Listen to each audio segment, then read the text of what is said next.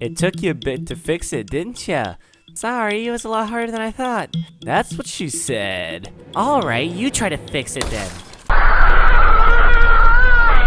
Okay, easy game. To the wall! Good morning, afternoon, or evening, everybody. I'm Avers Puma. Welcome back to DDLC World of Dreams. Last episode, we had the literature club come to our house happy because we got food poisoning. So let's get back into it. Well, let's see. Yuri traces the rim of her teacup with her finger. My favorites are usually novels that build deep and complex fantasy worlds. You mentioned Tolkien earlier. His books are longtime favorites of mine. The level of creativity and craftsmanship he put into that world amazes me to no end. Same with other books and similar world building. But what impressed me more is about the book series he was about to tell such a human story with such a vast world. I agree. Even in manga, there can be complex worlds of incredible world building. I could even take it a stab and create my own world, and I've come to respect those who could do it a lot more. It takes a lot of intelligence and foresight. Yuri nods in agreement. But you know, I like a lot of things.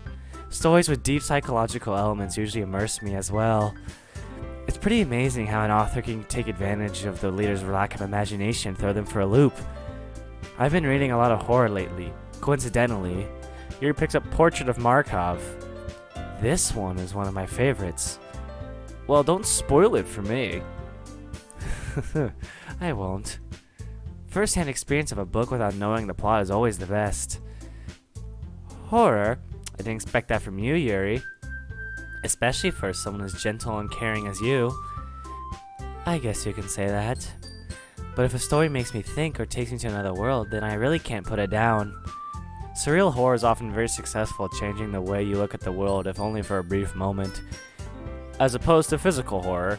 I mean, that makes sense. Those types rely on cheap scares. Exactly. Ugh, I hate horror. Oh, why is that? Well, Natsuki's eyes dart over to me for a split second, almost she's asking for backup. I get where you're coming from, Muramoto-san. I have a love-hate relationship with horror. Anytime I watch anything related or I have to sleep with the covers over my head for fear of monsters I know that are not there. Mind and emotions are two different aspects of human psyche. We know that ghosts and monsters don't exist and our emotions tell us otherwise. Even then, I still find myself drawn to horror when the mood strikes me. Exactly. Well, except for the acting like a kid part hiding under the covers. That's right. You usually write about cute things, don't you, Natsuki? What gives you that idea? You left a piece of scrap paper behind last club meeting. Monika reaches into her blazer pocket and pulls out a piece of scrap paper. Wait, isn't she going to say anything about the title? Who gave you permission to look at it? I had to find out who it belonged to. Your cupcakes, your poems, they all scream cute, just like you. And let me guess what the Sundari's about to say. I'm not cute, because they're always like that. Sori slides up behind Natsuki and puts her hands on her shoulders. I'm not cute, I knew it. Sorry, cut Muramoto-san some slack. Yeah. There are a lot of people who think being called cute means they're not being taken seriously. I ruffle Sawyer's hair playfully. I'm sorry, Natsuki. I didn't know. Forget it, it's fine. Muramoto-san, you write your own poems? The question seems to disarm her a bit. Well, I guess sometimes. Why do you care? I just ask because I do on occasion. It's quite an interesting change of pace. I don't have many poems, but what I do gladly share for the club for critiquing. I also like to see yours, if I can. No. Color comes to her cheeks. Look at the blushing Soon-san. Really? How come? You wouldn't like them. You sound so certain. How do you know what I do and don't like? I pick up both Parfait Girls and Portrait of Markov. If I can be reading both of these and enjoying them equally, what makes you think I don't enjoy your poems? I understand how Natsuki feels. Sharing at that level of writing takes more than just confidence. The truest form of writing is writing to oneself. You must be willing to open up to your readers, exposing your vulnerabilities and showing the deepest reaches of your heart. Do you have writing experience too, Yuri? Maybe if you share some of your work, you could set an example and help Natsuki feel comfortable enough to share hers. Aw, I wanted to read everyone's poems too. After a few seconds of silence, I clear my throat. Turn to Monika. I hold up the intimidation of a gesture Monika would make in the game. Okay, Monika, I have an idea I want to run past you. Ow, love that face. I think we're thinking the same thing. I don't doubt it. Why don't you two just make out already? It's obvious that you like her. You really want me to kiss her while I'm still in your body? No! Well, there you go. I have an idea, everyone. Huh? Yeah. That was terrible. Natsuki and Yuri quizzically look at Monika. Let's go home and write a poem of our own. Then, next time we meet, we'll share them all with each other. That way, everyone is even. Yeah, let's do it. Plus, now we have a new member, I think it'll get us a little more comfortable with each other and strengthen the bond of the club. Isn't that right, Menji? Monika gives me a knowing look. She's being as subtle as a brick through a window. Well, considering I never said, I freeze. All the girls are looking at me expectantly. You know what? That is a good idea. And I'd love to contribute as your newest member. Why'd I cut myself off? Ugh. Allergies fucking suck. Their eyes light up. Even Natsuki's. Really? Yes! I'm so happy. Oh god, that was terrible. Ugh. Sayori wraps her arms around me, jumping up and down. Hey, Sayori, gonna puke. Tap out, tap out, tap out. Sorry. You're not just joining for the cupcakes, right? Not at all. They're a good selling point, I'll give you that. But I do want to try something new. Sayori seems to enjoy this club after all. Then let's make it official. Welcome to the Literature Club. Nice hand. Where's the handshake? Huh? Is Monika left-handed? No, there's a piece of paper in her hand. I take in her hand and I shake it. The paper slipped into my hand. Thank you, Madame President. We released hands. Monika asked me something new. Hey, Menji. Yeah. Sorry, mentioned when we were coming here that you've read Sense and Sensibility, and you confirmed it earlier. I raised an eyebrow. Yeah, I have. Why? I was just wondering if I could ask your opinion on something. Is that okay?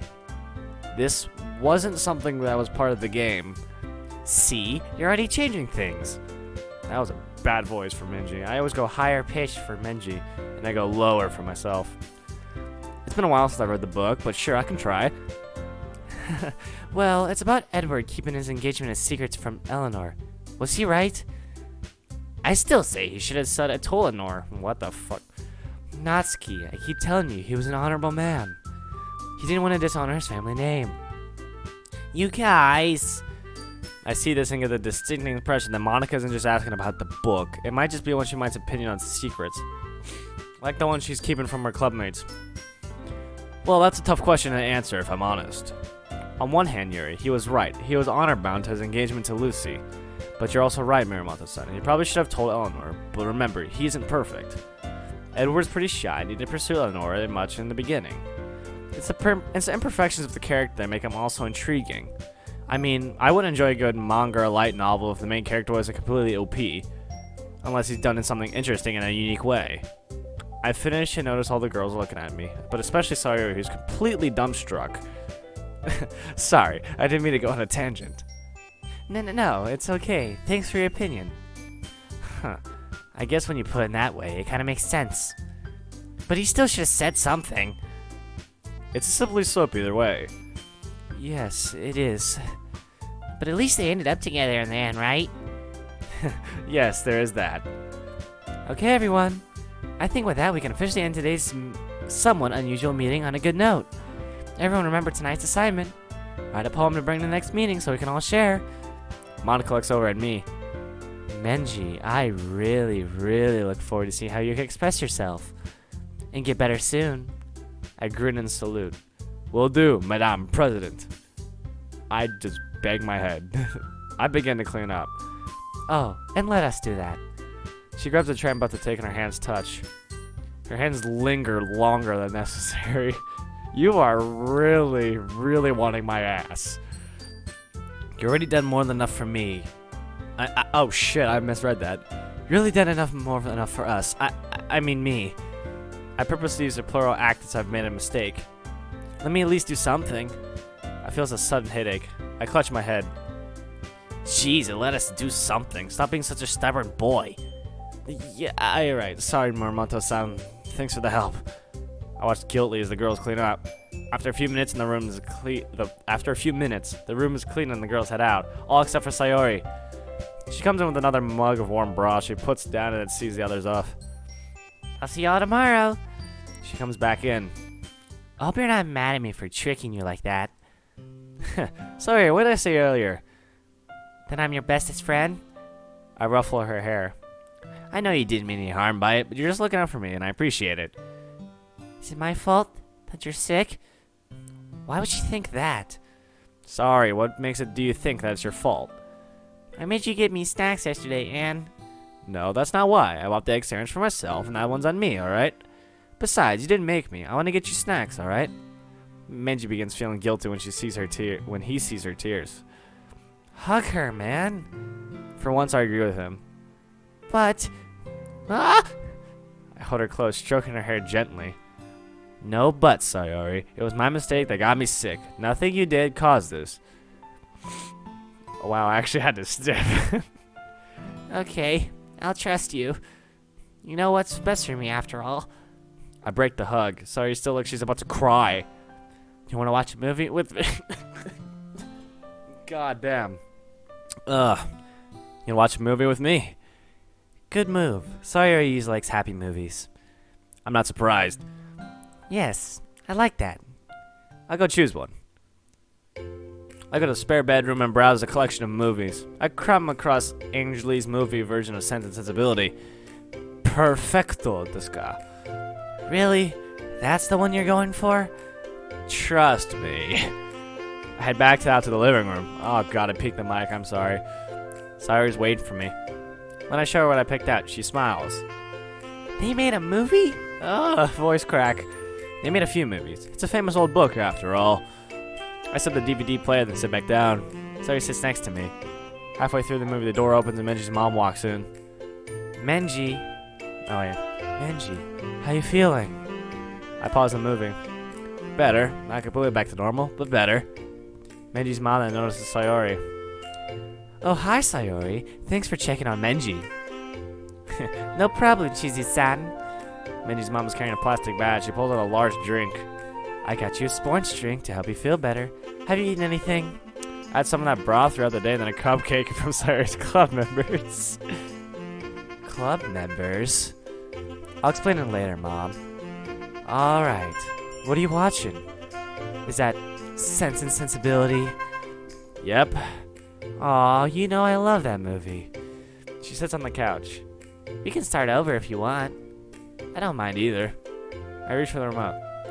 Aw, you're too sweet, but I couldn't do that. I've seen enough as it is. She leans back on the couch beside me. Go ahead. For the next hour, we watch the rest of the movie. I slowly sip the drink until it's gone. Menji even seems to enjoy it. The movie ends with around 7 in the evening. Oh no, I gotta get home or I'll be late for dinner. I'll see you to the tour. I'll see you to the door. I'll see you to the door, dear. Oh god, voices. Sayori, thank you for everything you did today. I really did have fun. You're welcome. Menji's mom walks her to the door while the two say their goodbyes. So, what did Sayori do when I was gone? You said that you'd tell me later. Well, it's later. Oh, well, I explained everything that happened. That's bold for her. But I'm glad. Your dad and I have been worried about you. You've been in your room a lot more recently. We were scared that you'd lose the one friend you have. I made Mom and Dad worry too. It's okay, dude, really. I smile sadly. I'm sorry, Mom. A pair of motherly arms wrap themselves around me and she strokes my hair lovingly. It's okay, sweetie. I'm just glad you found something new to try. You've got a great mom. She reminds me of my own. She gets a bit annoying and overprotective, but yeah, she's pretty great. You both sit there for a while in comfortable silence. After a while, I opened my eyes. It's nighttime already. I don't remember falling asleep, but I might have. Some of my head is in Monaco's lap now. Not sure how that happened. I slept a bit too quickly and rubbed my eyes. Mom, I'm a bit tired, so if I go to bed now. Just so long as you don't read any more manga, go straight to bed. Promise. Good. Ugh, I really want to continue reading Parfait Girls, that other novel. He sounds reluctant to admit that last part. We can do that tomorrow. In the club. Yeah, you're right. He sounds excited. I stand and grab the books. Good night, Mom. She kisses my cheek. I'll check on in before I leave for work. Mom, I'll be fine. Let me worry, alright? I sighed, trying to sound more like a teen. Fine. See you tomorrow. Good night, Menji. Sleep well. I gotta do the Ada voice. I gotta like push on my throat to do that. But you know, I'll try. I'll go for the. I'll go. Excuse me. Cause if I sound a bit more like Yuri and Menji's mom sound a little bit too similar, in my opinion. Like Yuri's like a little bit more like timid and something voice, while Menji's mom, I gotta go like Ada and go something like that. Yeah, I gotta push on my throat. Oh God, my voice is. I trudged back upstairs and put the books away, and then collapsed on the bed. Ugh, what a long day. You're telling me. So, plans for tomorrow? I reached in my pocket and pulled out Monica's note. We need to talk at your earliest convenience. Love, Monika.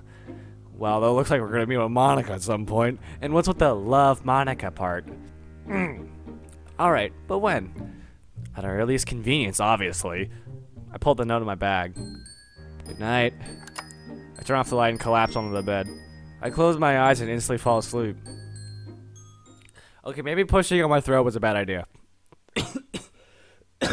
Okay, we're good. Oh, God damn it, alarm clock. Ugh, that alarm is loud. Did I even have my alarm set for today? I did wake up at like fucking 10 o'clock, which is probably the worst idea. Oh shit, I forgot to read that part. You know what, it's fine. It's only one Vitamin dialogue. It's probably me about waking up. After I'm done, I'm about to head back into the bedroom to change into uniform when I hear a noise from downstairs. Menji, is that you? Yeah, Mom. Are you feeling any better? Oh, I forgot to put my fucking thing on my throat. Nice. I put my hand over my stomach. A lot better than before. Good. I made some porridge for breakfast today. Think you can eat it? I think so, yeah. Well, come on down, sweetie. I'm coming. I head down, still in my pajamas. I add some fucking words that are even there. Just my brain is going in overdrive. Minji's parents are sitting at the table drinking what I assume is coffee and eating their own breakfast. A third place is at the table, set with a large bowl of porridge and a glass that looks like orange juice. Get some OJ. Good morning, Menji. Morning there. Feeling better today? I'll do it like a bit more rustic voice for his dad. Because, you know, I forget voices I do all the time. I'm feeling much better. Thanks, Dad. You want to stay home again? Just say the word and I'll let the school know. Come on, dear. Cut the umbilical cord a bit. He's my baby. Menji's dad and I exchange a small, knowing look before he goes back to the paper. Menji's mom then nods in the breakfast in front of me. Here, try and eat this. Okay. I sit at the table. You slept alright, right? Didn't stay up late reading manga or watching anime again? She feels my forehead again. Mom! No fever, at least. I groan and roll my eyes, but also smile a bit. Yeah, I slept well. No, I didn't stay up late. Well, if you go to your new club today, just please take it easy. New club? So I managed to get me to join her literature club. Really? I'm proud of you, Menji. Extracurricular activities are good for you. Plus, college is like seeing that sort of thing. I'll be honest, Dad. I haven't thought too hard about colleges. But I'm going to change it after the festival. I'm glad to hear you taking that seriously. Me too. What club is it? It's the literature club. Well, now, isn't that something? He smiles almost wistfully. I know that look, dear. You're reminiscing. Yeah, I am. What about you and Akko being part of the literature club? But didn't Sakura Academy's literature club shut down Akko's last year? Sayori helped restart it with one of her friends. Sayori's involved? Well, one more reason to join the club then. At least you have a friend there. That's definitely a plus. Menji's dad then leans forward. By the way, Menji, I heard you had some girls over yesterday. I gulp. Yeah. Tatsuo, sweetie, I told you what happened. I'm just teasing, dear. Yeah, Sayori's pretty sneaky.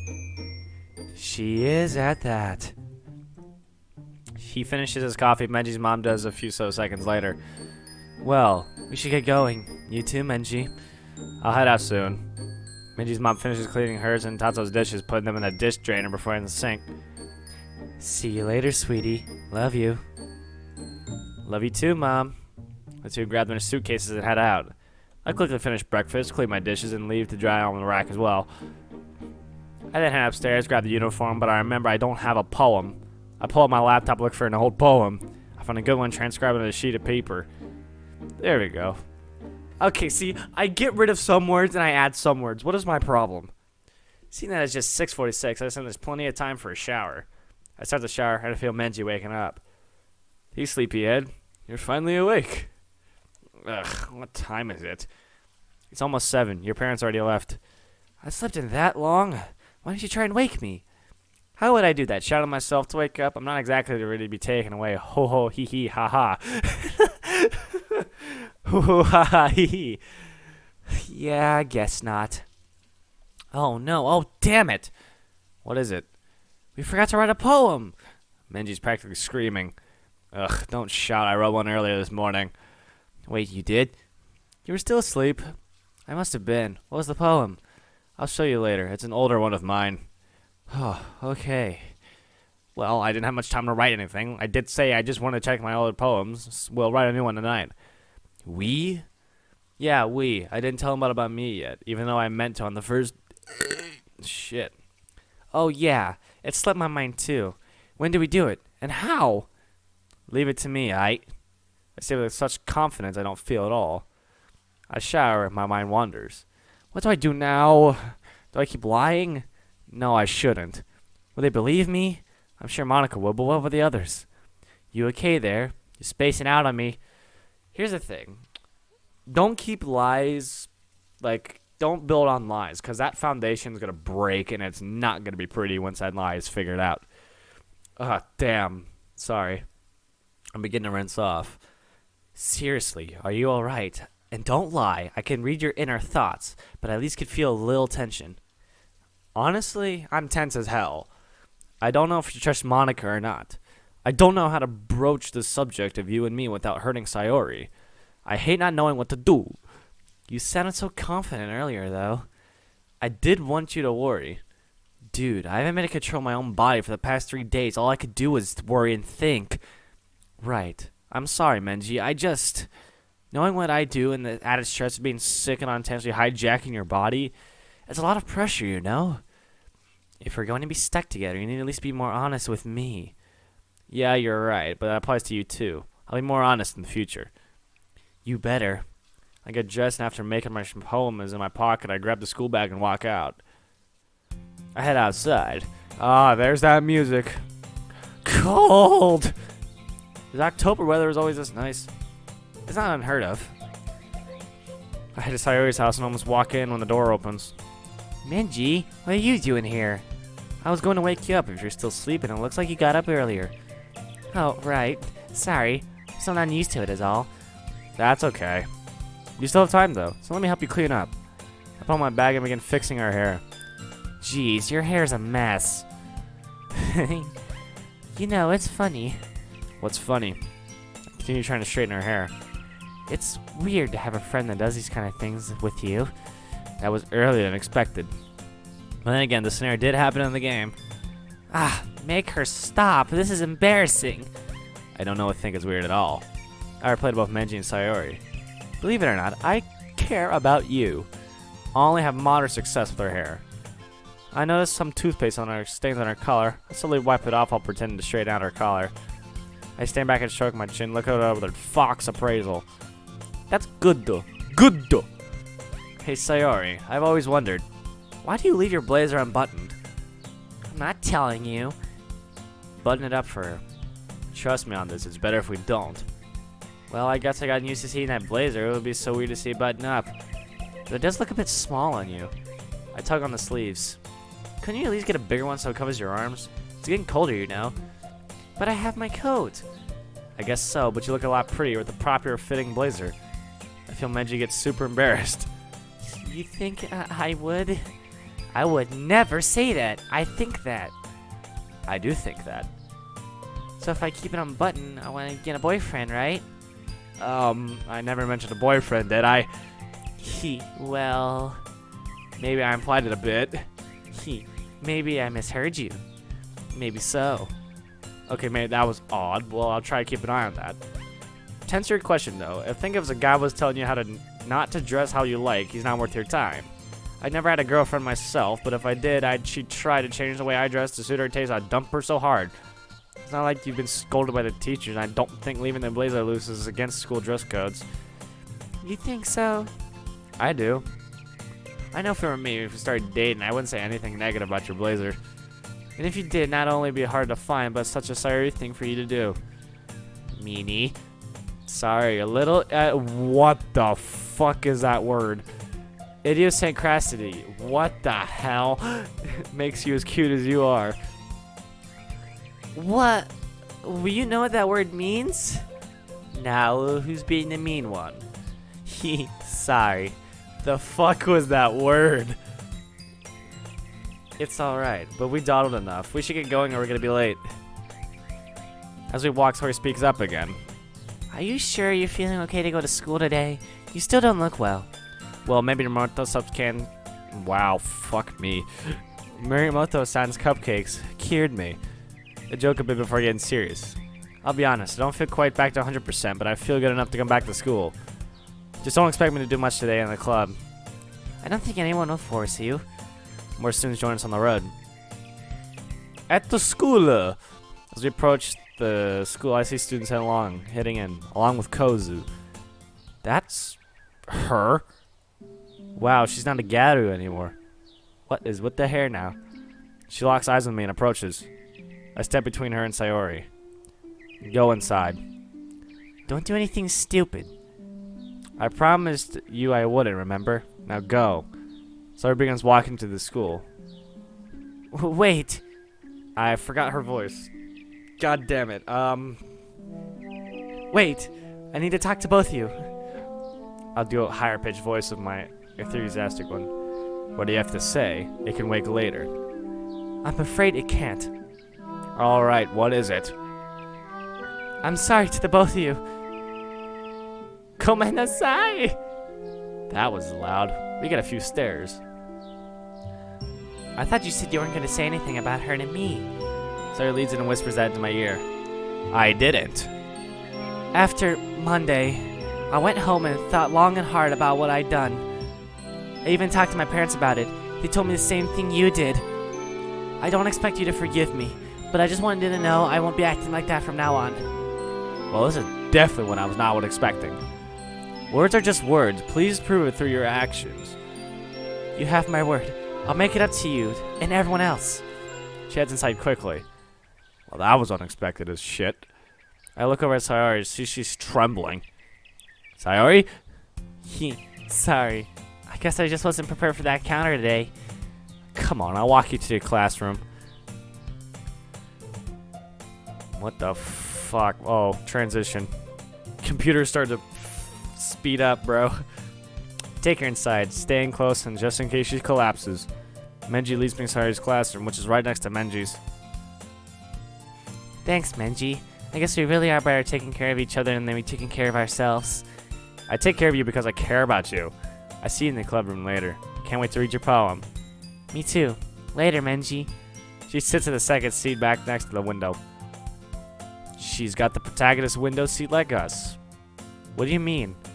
You know how in school anime the male protagonist has a back corner window seat like we do? Ooh, I didn't even think of that. Makes me wonder if the others have the same seats in their classroom. I wouldn't be surprised. When I enter the classroom, a student approaches me. Whoa. She. I don't know who you are. I'll give her, I don't know, what kind of voice? Chutsu-san, you feeling any better today? Who's that? That's a class rep, Fujiwari Mori. Gotcha. Yes I am. It was just some food poisoning. I'm not feeling quite back to normal, but at least you come to class, no problem. Oh, good. Did you want the notes from yesterday? I made copies for you and Tani-san. Dani-san wasn't here either. Looking over, I see Kozu sitting with her head on her desk, arms covering her face. No, she wasn't. After your brutal takedown, she probably had stayed home out of embarrassment. Yeah, I did go overboard, didn't I? I'm really sorry about that. I guess I just snapped. I don't blame you. No one here is willing to stand up for you. Even me, I'm ashamed to say. She's one of the few people in the class who's nice to me, and I haven't appreciated it yet. I feel guilt again. I've been so distant. With the way I've acted up till now, I'm not surprised. I don't exactly exclude a friendly attitude to my classmates, do I? If I'm honest, no. That's why I was shocked, but not really surprised when you snapped on Monday. Well, I promise to behave better, and honestly, I'm glad that you're in this class with me. Oh? Yeah, the only one people who thinks me treats me kindly, even if I didn't deserve it. And I don't. Stop being so hard on yourself. It's my job as class rep, but I guess I am naturally helpful a person. Well, I haven't said it, but I really am grateful. And yes, I would like the notes from yesterday if you're okay with it. Of course. She returns to her desk 3 ahead of Menji's and comes back with a stack of photocopied papers. Here you are.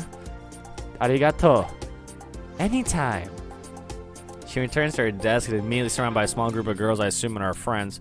I begin to look over Mori's notes. After a while, Menji speaks up, judging from his tone. He feels extremely down. Maybe I should let you take permanent control. You should have a better knack of my life than I do. What? Why the hell would you want that? Because you're the one making friends left and right. Oh. Here's the teen drama that I was always expecting. So everyone, I'll leave that episode there because our protagonist is going through some shit. So everyone, my name's Avarice Puma. Tune in next time for another World of Dreams, everybody. Stay safe out there.